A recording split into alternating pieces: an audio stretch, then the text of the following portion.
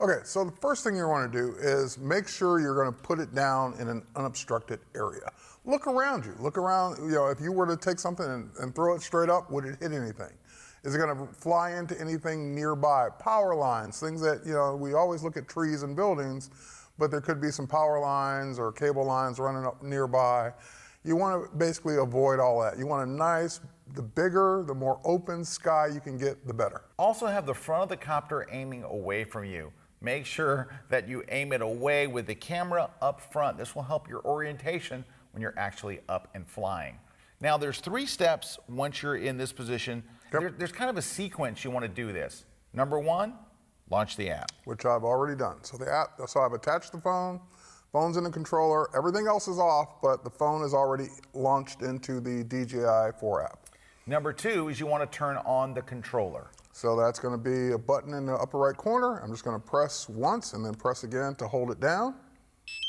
You will hear that familiar beep, and it now says connecting, so it's looking for the Mavic. Now, you want to turn on the connector second, so that if you turned on the drone and it wasn't connected to anything and it just took off, bye, sweet drone. Right. So you don't really want to do that. And the last part of this is then turn on the copter. Now, of course, it's not going to connect until the copter's on. Now, I have yet to ever see one just fly away, but what could inevitably happen is that someone that you're flying nearby, their controller automatically locks onto it accidentally and takes over. So that's why you turn your controller on first. The lights will come on, you'll see it do a little dance. You'll hear the sound, and then the controller switches into ADDI mode, and then it will eventually go into GPS mode if it can reach a GPS signal. So now you're pretty much ready to go. And it takes about 20, 30 seconds, and it actually says on screen the words, ready to go. Now, you're pretty close to ready to go. Now, we are indoors here, of course, in the studio, and of course, we're going to be out on location as well. If you wanted to fly indoors, there is a mode that will help you called tripod mode. Now, the problem with indoors is there's a lot more things to hit in here and a lot greater chance that you will damage your drone indoors than you will out in the great outdoors. But if you insist on flying indoors, there's a mode that will help. It's called tripod mode. What tripod mode does, it's kind of like granny mode for your lift. It makes it go real slow. It literally just, you can take the joystick, push it all the way forward, which would normally make your drone take off, and it'll just go. Yep. It's very, very slow and kind of lame. So if you must fly indoors, which we're going to do that here, that would be an ideal way to do that. Right. And you have all these different flight modes that you can access directly from the iPhone. Yep. So you can access it from right there. Now, when it's time to take off, here's what you can do. You can use auto takeoff. If you're brand new to this, you can just press the auto mode button on the left side of the screen. It will start the Mavic Pro. It'll take off and hover at about 5 to 6 feet. Right. And because we're inside, I'm not going to use that mode. I want complete manual control, which that way I can take it up as high as I want because there is stuff up above. Now, while the Mavic Pro does a great job of having sensors in front and sensors on the bottom and makes it really possible to fly indoors, you got to still do the same thing. You got to look around you and say, okay, it doesn't have sensors on the top. What would it run into if it flew up too high? So you always have to look out for things like that. So like Terry said, we're going to use manual mode. To start the propellers, all you have to do is take the 2 joysticks, right, and pull them back towards the center.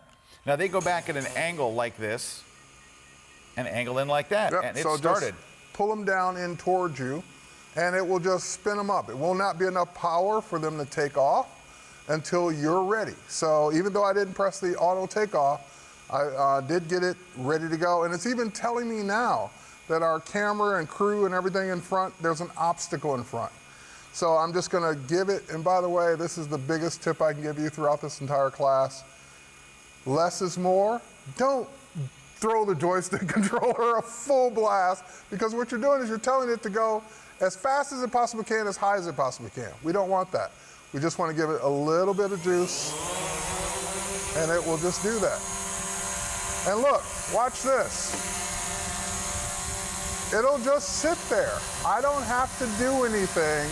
It knows that it's in the air, it's hovering, and it will hover there until I do something else. Now at this point, I can bring it back down.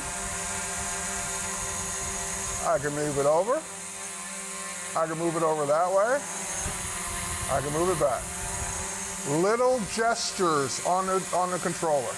Not big, giant, fly one way or the other, and you'll be a lot better at flying. See how close we were physically to that drone? It's probably not a great idea. Not a great safety Can I tip. tell you something? It didn't feel like a great idea here. Felt great to me. It was nice and cool. You get tons of breeze, but that's closer than I really generally like to be to propellers.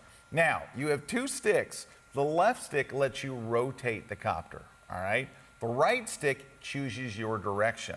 So that's an important thing to know. The left stick rotates the copter, and the right stick chooses direction. And also the left stick is your amount of power to the propeller. So the left stick let me, by pushing it forward, gave it more power for the takeoff. Yeah, it is basically the juice or your altitude control. Your gas pedal. Your gas pedal. All right. Now, if you see the red lights, the copter is facing you.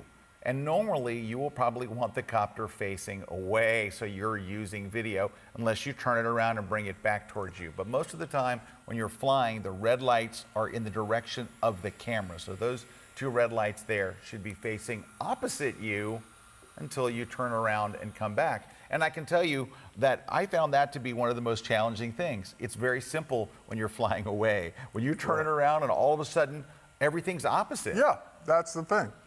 So, when you're flying away from you or you're facing the same direction as the drone, everything makes sense on the controller. But the minute it turns towards you and you're trying to fly it back while it's facing you, then you have to think everything's the exact opposite. Exactly. So left is now right, right is now left, so forth and so on. All right, in the next segment, we're going to actually talk about how to shoot stills. We're also going to talk a little bit later, of course, on how to land and store it and all that kind of stuff. But right now, we really want to get to what the focus of this class is how to take stills and then how to shoot video with your Mavic Pro, which is why you bought it in the first place, unless you're racing drones, in which case you're probably watching the wrong class.